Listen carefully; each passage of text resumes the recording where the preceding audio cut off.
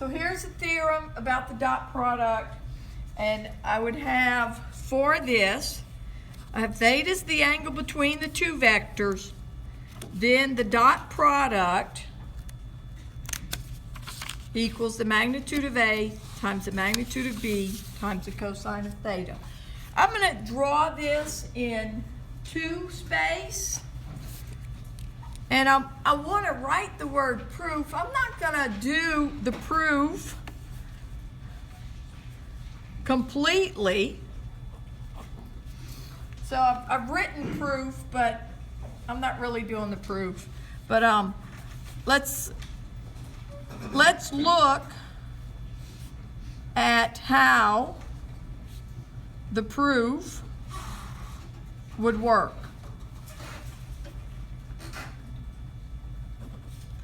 That wasn't. I was misspelling wood. I've never done that before. Let's look at how the proof would work. So I have vector A and vector B, and then theta is the angle between the two vectors. And kind of looks like I drew them almost the same length. Maybe I should have, done them a little bit more pronounced there. But I'm looking at the vector that might go either that way or the other way. But I did it from the tip of A to the tip of B. In the book, they did it the other way, from the tip of B to the tip of A. But the way I've drawn it, this would be vector A minus vector B. And then what they do in the proof is they apply the law of cosines, which was from a trig class.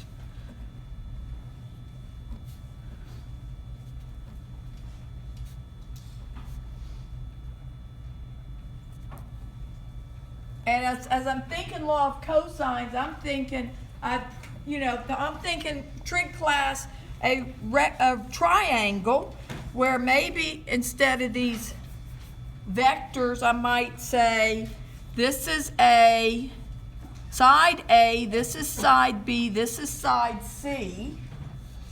And then the law of cosines, anybody remember it? C squared equals A squared plus B squared minus 2AB cosine theta. So that's the law of cosines. They use that, and they're talking about lengths. In terms of these vectors, A would be the magnitude of A, B would be the magnitude of B, C is the magnitude of A minus B, a vector A minus vector B. So they work it that way, simplify it, and then you end up with this formula that's in this theorem, which is vector A dotted with vector B equals the magnitude of A times the magnitude of B times the cosine of theta. Now,